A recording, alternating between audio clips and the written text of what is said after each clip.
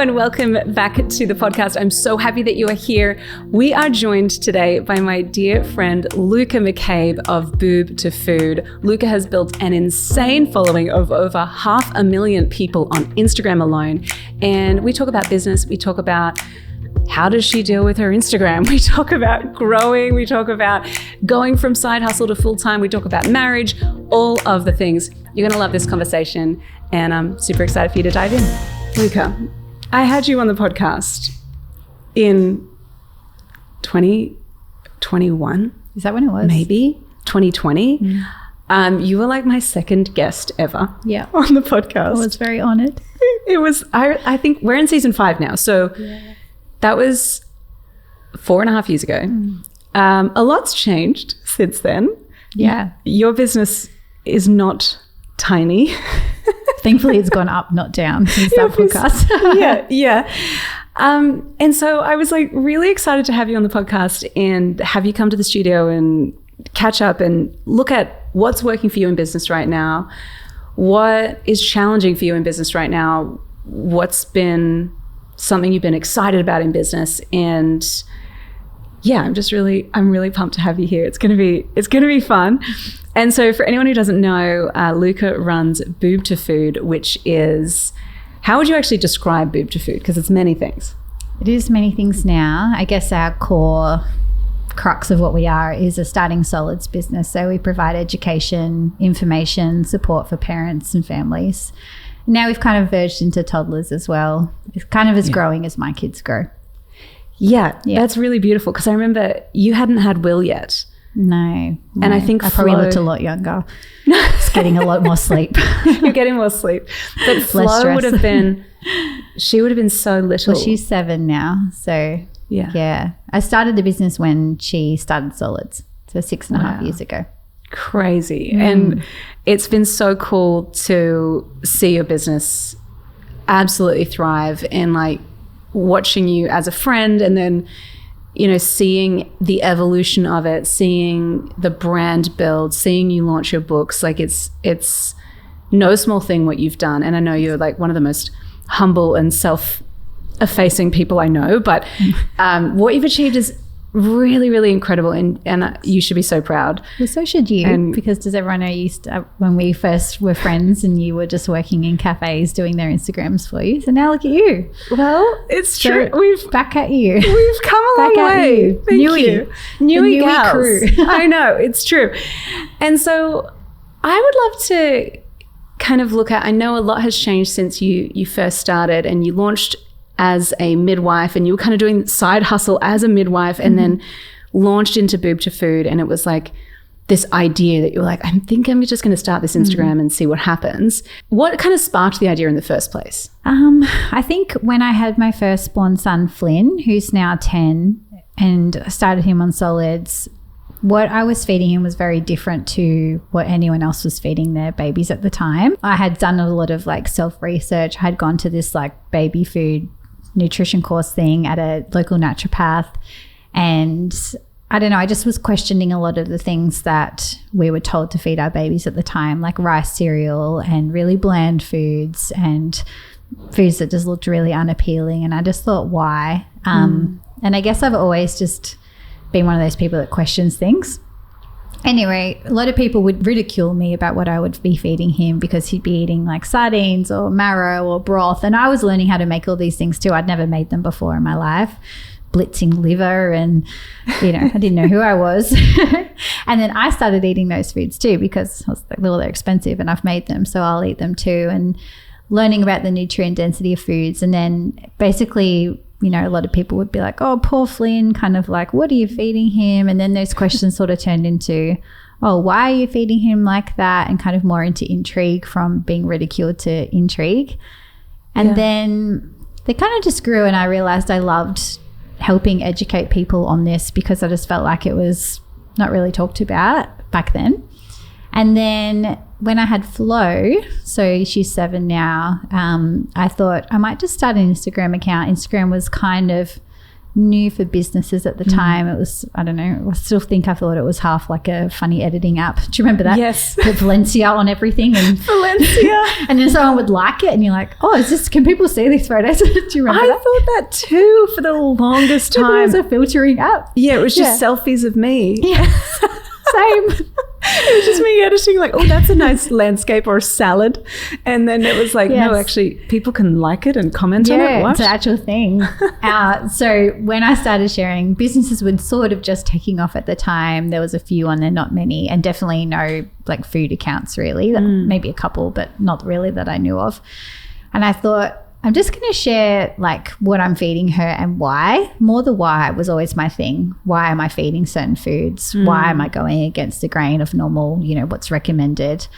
And then it just sort of took off from there. It never planned to be a business. It was always just a thing that I was sharing. I was passionate about it. I think I was bored on maternity leave and just wanted something to do. I always thought I wasn't a creative person until I started Boob to Food and I realized I actually need to do things. You know, it's not your stereotypical creativity that you look at with someone who's an artist or a dancer, but I feel like I'm a bit of a dreamer and I always kind of need to be doing something. Yeah. And that was kind of my outlet, my creative outlet, I guess. It's so cool. And I remember actually we were chatting, and again, this would have been really early days, but you were trying to figure out, how do I stay a registered midwife? How little shifts do I have to do to so because the business was taking off, and it was also kind of unconventional too, because it wasn't like you were providing a regular service where you were doing necessarily consults with people. So talk to me about that leap from I'm a midwife to actually this kind of Instagram hobby thing that wasn't a path. Like now people could say, I want to be an influencer, I want to be a content creator, I want to be a course creator. That's a well kind of trailed path, I guess. Yep. But at that time it really wasn't. So how did you do that kind of leap into full time? I think for me, so I worked as a midwife until I had my last child, Will, who just turned 4 the other day. And I just sort of tapered it back a little bit. But to be honest, it wasn't anything to do with Boob to Food. I just wasn't enjoying my job. I really wasn't enjoying being a midwife anymore. Mainly the hours were really hard with little kids. Like if you had daycare on a Monday, they wouldn't give you a Monday shift, for example. You had to work a 24/7 roster. It was different every week. It was just really impossible. And my husband was having to take so much time off work for me to work. And he earned more money than me. So it was just a really weird arrangement. I just thought, I just don't think I want to do this. So I dropped back to casual, and then I would only work Sundays because you got nearly double time pay. And then I had a lot of free time, I guess. But then I guess in the background, Boob to Food was taking off and getting bigger. At this stage, we had already brought out our book. So I was still working as a midwife when the book was out, and then that was sort of, the sales were getting really big with that. I had to start getting warehouse people to sort of ship that for us because I couldn't do it at home by myself. And then the Instagram, I don't know how many followers it had, but like it was just getting bigger. I was getting busier. And then I did start doing some consults, actually starting solids consults, which was kind of the first bit of paid work that I was getting. And then I just thought, this might probably sound really like anti-feminist of me, but I just thought, well, I can rely on my husband's money, like as in like, I guess it was different for me because I wasn't relying on the money from midwifery so much. Like I knew that if we needed to, he would just work more, and that honestly, his dream would be for me to be a stay-home mum. Yeah. And he runs his own business as well. Yes. And you guys have flipped houses and done so many projects. We both don't have standard jobs. That's right. Yeah. 100%. So we both kind of work funny, like fluent jobs. And so I guess I didn't have a fear of leaving my job because I just had him in the background, like, well, he can look after me.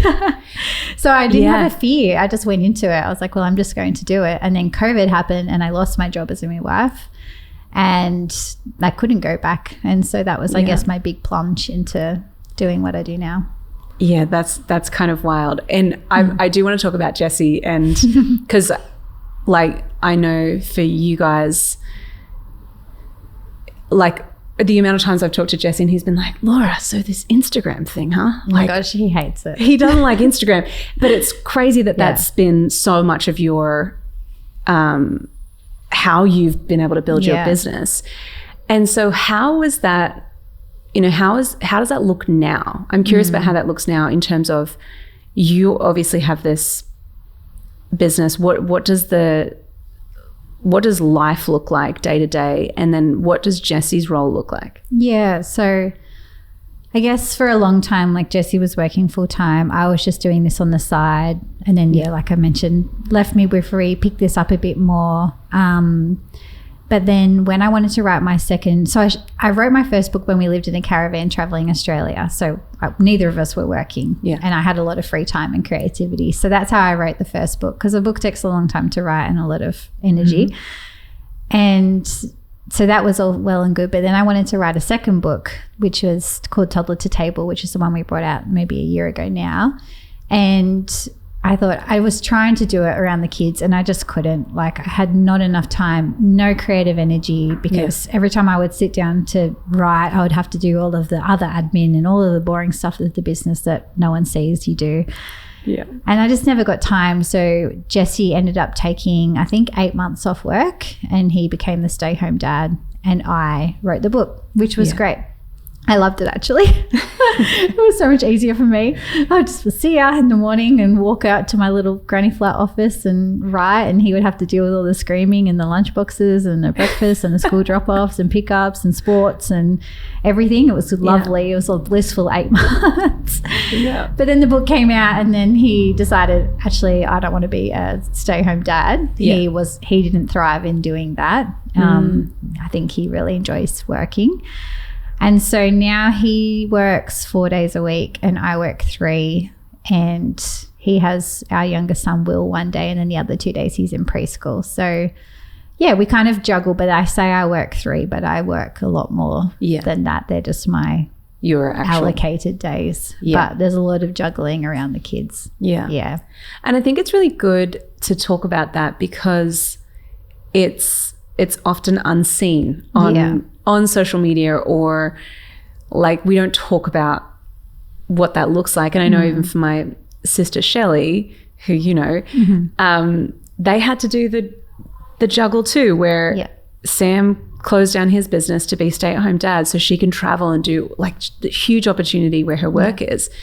And I think it's really powerful when in a partnership you can go, actually, there's an opportunity here. And I think we're going to we'd be disappointed to miss out on that opportunity. So what needs to shift in how we do this? How did that conversation start? Was it like you kind of going, babe, can we like tap out roles? Or like, what did that kind of look like? I'd love to say it was that adult. That conversation was probably like a combination of me screaming at him for months that I'm stressed and can't do it all.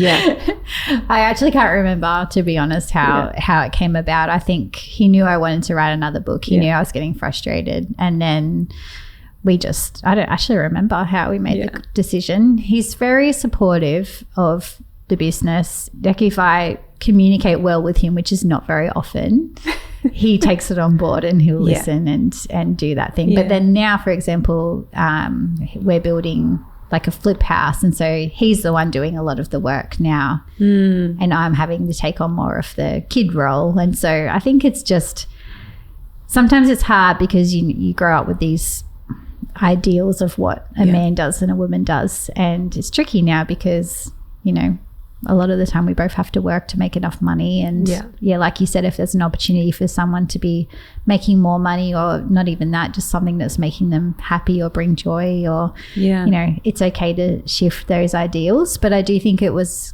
good for him to realize as well, like, he couldn't do it full time. I think he wasn't happy doing it full time. And so as much as I would actually love him to be the full-time stay-home dad, I have to respect that that's not something he wants to do either.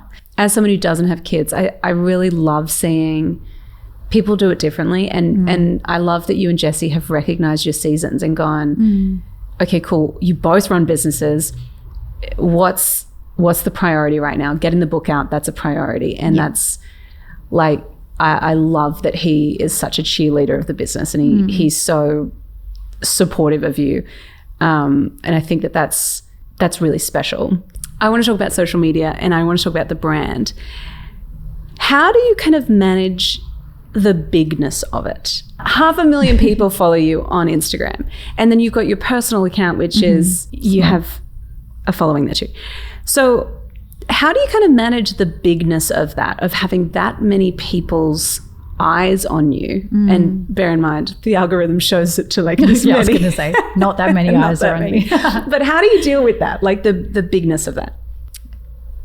I think for me, I've tried to, I guess because it's grown slowly over years, I guess it's not like I went viral overnight and then just got, 500,000 followers. It's been a very slow burn, very slow. So I think that's helped. I think for me, it's just trying to keep your life as normal as possible around social media so that it doesn't consume your life. Yeah. Like I've got solid friendships. I've got my family who keep me humble, as I've mentioned. And none of them care at all about, I haven't made friends because I have a following, for example. Yeah. I've got friends that I've had since way before I started all of this. And so I think for me, that's what keeps me really grounded and not really care about the following. But I think too, I have to remember people are following Boob to Food not for me. So I think when I remind myself, I don't think I really do get in my head about it. It's normally, to be honest, the other way, and you always have self-doubt, and, I go more that way, to be fair. Yeah. But I think because well, they're not following me for me, My personal account, yes, but that's not got 500,000 followers. So I don't feel like I can be not humble because I don't think it's me. Yeah. What about the self-doubt, imposter syndrome stuff? Like, how does that show up for you? Yeah, I get a lot of that. I think, I guess comparison is the biggest thing. When I first started, there wasn't really anyone to compare to, so it was easy, and I was just posting what I wanted, and it was growing, and people didn't say mean things, and people were nice. People were nice back then. But as you grow, you get strange people that follow you, and the algorithm pushes it to random people who just like to say mean things, and so you just self-doubt what you do. I think for us though, I got to a point of real self-doubt as the account had grown so much and it was still just me, and I thought, I'm so out of my depth. Like, I'm not a dietitian, I'm not a nutritionist, I'm not a naturopath, I'm literally a midwife. Midwives don't learn anything about health and nutrition, nothing. And I thought, oh my gosh, like, what am I doing? I've got, I don't know how many followers, probably 100,000 followers or something. And then I was starting to get, dietitians and nutritionists and stuff questioning certain things, or, where did you get that research from, blah, blah, blah. And I thought, I need to scale up here. And that's when I made my first hire, which was Kate, who was such a savior in the business and has done so much. And since then now we have like 14 employees, which is amazing, and it's grown so much. Wow. Yeah, which is great. And I have like all health modalities that work under Boob to Food now, which is like incredible. So I don't feel any self-doubt now in the information that we're providing, because there's been so many eyes over it. So many amazing professionals have looked at things that I feel really confident in the information that we put out now. Yeah. But there was that point where, I felt really self-doubt. Yeah, that makes so much sense. And I love that you had that recognition of, all right, I can't stay here and it won't grow anymore if I don't take that leap and hiring someone like Kate, who's amazing. How do you, I feel like people don't really talk about this, but like, how do you deal with online criticism, whether it's people criticizing, oh, is that really the right recipe? I don't know. But like, if people are criticizing based on that, or if they're disagreeing with your philosophy, or if they are just a bit triggered by you or something about the brand, how do you deal with that? I would say that generally speaking, I'm a pretty confident person, and not a lot gets to me, to be honest. I'm quite pragmatic, and I think it's a nursing skill. You can just tune out of certain things. I think you have to be like that to be a nurse or a midwife. You have to kind of be able to switch on and off, and I can do that quite easily. And I think for me, I realize when people are saying mean things that it's generally a reflection on how they're feeling themselves. And I am pretty good at reminding myself of that. And so I actually it doesn't affect me that often. Yeah. Kate would spiral. I'm more like that. One bad comment, she's messaging me, oh my God. Yeah. But I always think, you know, there's a reason that they're feeling triggered by this, and I can't help that someone's feeling triggered by something. I'm not in control of how they feel. Obviously, we try and always say everything with respect and kindness, and I think that comes across in what we do. And so, you know, realistically, usually the people who are triggered, it wouldn't have mattered what I said, that they would have still felt that way.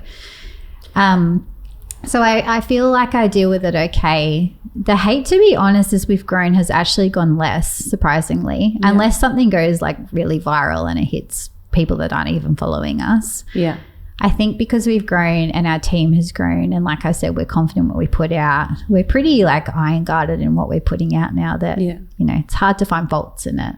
Yeah. So that's been interesting because I think as we were smaller, we got more hate. I wonder if it's that a little bit of that tall poppy syndrome thing of like, well, I'm going to try to, while you're smaller, I'm going to try to knock you down a few pegs. I think so. And then once you've gotten to a certain level, it's like you've got a lot of proof that what you do helps people. I think so, yeah. And I think too with health, like honestly, you can find research to back up anything you want. You know, you want to be a vegan, you can find research. You want to be a carnivore, you can find research. So it's also about finding people that align with you. And I think now people know what our mission is, what our brand is, what we promote, who we are. And so we're not having to sort of like remind people of that. You know, if we're promoting meat and then someone's like, where's the veganness? I'm like, well, we always promote meat. You know what I mean? It's like, so I feel like that has also helped too, that people, when they come onto our page, it's pretty clear what we believe in and what we're promoting. Yeah. I also like that you call it we as well. Like I feel like the solidarity of having a team, of having really qualified, specialized people who are supporting you to create the stuff. Yeah. And you were just kind of helping to roll it out. Yeah, well, I think I say I'm like the mouthpiece for the team, but it's their knowledge and expertise that I'm a good puppet. Yeah. I remember things well, so they tell me things and I remember like, and I convey that information. I'd love to be able to taper myself more out of the fight, like being the face of it, to be fair, and for it to be able to exist without me having to do so much. But when I did try that, it didn't go very well, so it's not there yet. It's so you get asked everything. You have people asking you about the clothes that you wear, about where you go on holidays, and then you got people asking you health questions. And how do you firstly deal with responding to everyone? Do you try to respond to everyone? Like what does that actually look like? I do try and respond to as many people as I can. I'd love to say that I, you know, allocate 1 hour and do that. I don't. I just jump on my phone every now and then and answer what I can. I would say too, though, the bigger we've got, the less DMs we get, because I'm assuming people think I won't reply. You know, and I definitely don't. And especially with ManyChat, oh my God, my DMs are like, if anyone doesn't know what ManyChat is that robot that responds to people. ManyChat is great for engagement. But it means your DMs get clogged because, you know, I'll get 5,000 comments on a reel. And so then that means there's 5,000 DMs have just hit my DMs. And so I will miss a lot of them. I get more questions, I'd say, on my personal account because it's smaller and people think that they can quickly access me, which they usually can. So, but I do try and respond. I often do voice notes to people. I think people like that. And I like it because I don't have to text. Yeah, that's so true. I find with voice notes, I'm like happy to send it. And then when they send me like 5 back, I'm like, no. Oh my God. I get that. I can't do 5-minute long voice notes. I just can't. No, I get that. So you have your personal Instagram as well, and that's where people are kind of more DMing you. Mm-hmm. People are curious, and I know this because people sometimes ask me, so like, Luka goes on holidays all the time. Yeah, people say that to me. Oh, Luka goes on holidays. How does she manage that? What does it look like? How do you afford it? That's a question I get asked a lot. Yes. So I'm curious, like maybe you just you say it once now and you never have to say it again. But like how do you actually respond? I'm a millionaire. No, I'm joking. I'm a gazillionaire. How do you respond to those questions? The affording one is funny because I think people must think I'm rich or something. And you would know that I'm far from that. If you've seen my car, you'll know that I'm not. I think it's got 500,000 kilometers on it or something. It's barely starts. I just can't justify buying a new car. Like, is that the Troopy? No, it's close. The Cruiser. The Cruiser, 100 series. Right. It's great. That went all around Australia, right? Yeah, that thing's old. I think it's like 30-something years old. Anyway, my husband's got a similar car. So, yeah, if you saw that, you would know that we're definitely not rich. I think, though, I was saying that this on my personal Instagram the other day, that people used to, I think you were way more relatable when I had an older house, which was funny. So I used to live in an old house, but in a really affluent suburb in Newcastle. So it was actually, the rent was way more than the mortgage that we're paying now, which is funny. But the house looked really gross and dingy and dark. And it was funny because I think people just would look at that and think, oh, she's so relatable, and really kind of enjoy that. But now that I have a nice house, because I have a builder who built it for free, that... Your house is beautiful. Thank you. I love my house. But I think now people think I'm rich because I have a nice... But I'm like, I have a free builder. You save a lot of money when you have a free builder. Yeah. And we don't live in our suburb's fine, but it's not anywhere in town anymore. So it's funny because... people have that illusion of us, I think. And then we do go away quite a lot. I would say, though, because we have a caravan, our trips are not overseas. We can't afford to do that. But I think we just prioritize it. Like you said, we have jobs that we can. Like I will work when we're on the road instead of working at home. And we just don't have a 9-to-5 job. So we can go away and do that. And so I guess for some people, like it can look like we're doing it a lot. Yeah. But we've always prioritized that even before we had kids. We've always done things like that.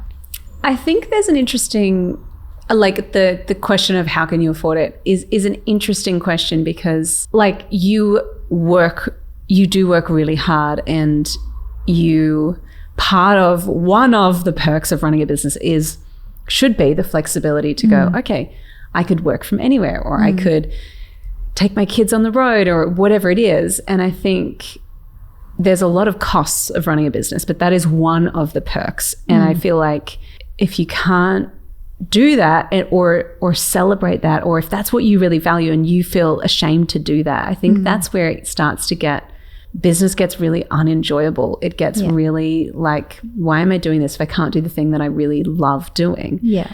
And so I feel like it's a good reminder for anyone listening or watching, like if there is something you value, and it might be that you value clothes, or it might be that you value your home or traveling or whatever it is, we're all making decisions of what we invest in. And I think it's like, it's just you choose to invest in traveling. I know. Yeah. And it is funny. I totally agree, because whenever like I want to throw my business in the ocean and my computer, which is most weeks because something goes wrong and you're like, oh my God, why do I do this? Yeah. And I remind myself, like, I'm trying to create a lifestyle business. I've never, ever, when I started Boob to Food, still laugh that it's called a business, to be honest, because it wasn't for years. It was just an Instagram account, and then it's grown into that.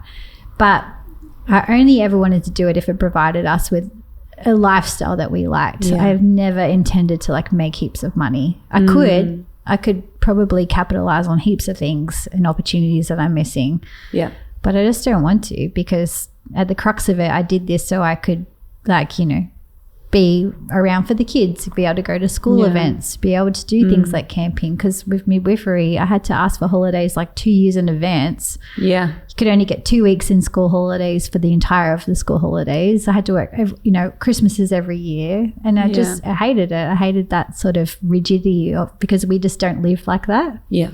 And so, I've always had that in mind. Like whenever I'm making any decisions about the business or next steps, what we want to do, it's always been, well, what would my life look like once I do that thing? Yeah. Because do I want to be that busy? Usually the answer is no, and then I don't do the thing. Yeah. Yeah, and it's a value thing. I think that makes so much sense to me. And also what you're doing is so helpful to people. Like you're helping people in moments where it's stressful, where especially in the boob to food phase, it's like stressful and vulnerable, and you've got a million questions and you don't know what to do. And I feel like having a source of truth of like, this is one way you could do it. Yeah. One thing I love about you too is that you have this air of, hey, listen, sometimes it's just not going to work. Like sometimes it's going to be chaos and the kids are not going to want to eat anything and it's just going to be a bit of a schmozzle. But here's how we can work in that situation, and here's we can try again tomorrow. I feel like you definitely have that, and that's really empowering for people. That's good. In the moments where it's a bit like, again, I don't have kids, but I imagine it's like quite vulnerable, and comparison creeps in and all of those things happen. And I feel like you're in a spot where it could easily be, well, if you're not doing this, you are just a bad mum or you're a bad dad. And it's like, I feel like you've done really well to keep it real and relatable, which is who you are, and also helpful and inspiring. Oh, that's good. Thank you. I hope so. Yeah. Because, it is stressful. There's no rule book or guidebook. And, it's hard to, I think, with Instagram now or TikTok or whatever you're on, there's so many advice, you would see it in your business as well. Like there's so many accounts now, so many people giving conflicting advice too. So it's like, who do I believe? Who do I trust? Yeah. And so I think that's, trying to find in whatever area that, whether it be parenting or for you like business, trying to find those people that you align with. Yeah. And whose voice is like, I think that feels good for me. I'm going to do that, because a lot of the time there is no real right or wrong. It's just different ways of doing things. And in parenting, it's a very narrow spectrum of like you can really just go on like different tangents with things. You can cry it out, or you can co-sleep, or you can breastfeed, or you can bottle feed, or you can, and it's like everyone has these really, really big opinions on, do you baby-led weaning or spoon feeding? And it's like, well, there's not really a right or wrong. It's just what feels good for your family, and every family is so different.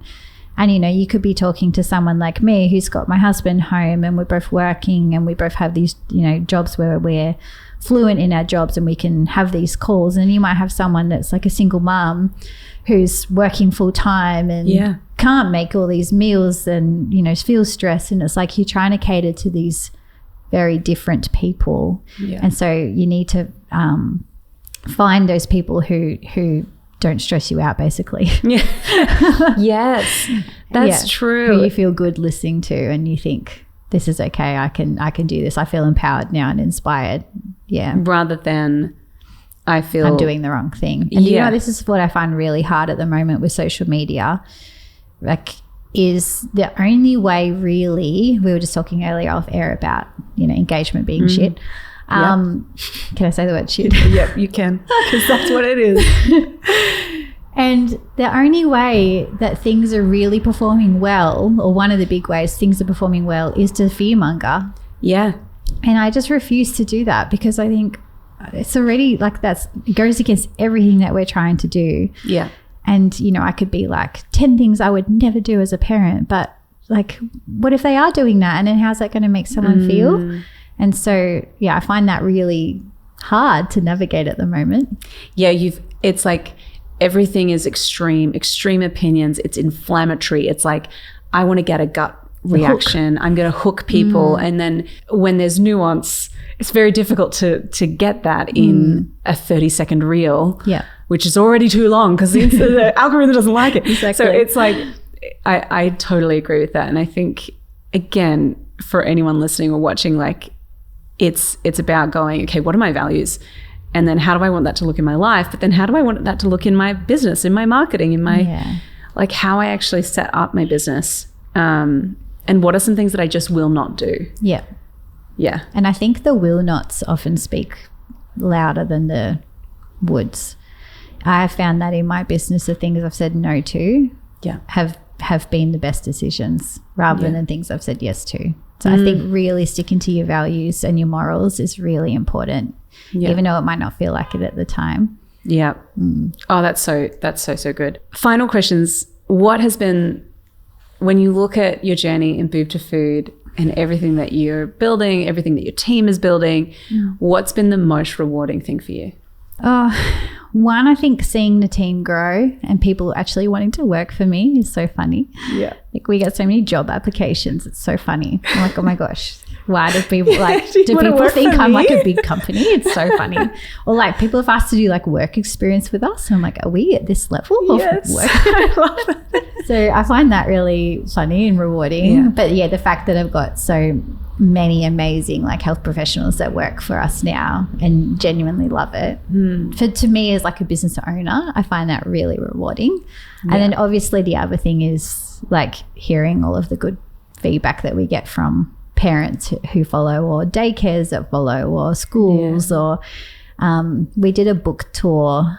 We self-publish our books, so we don't get like the paid book tour. We have to do it ourselves. So we did our own version of a book tour last year.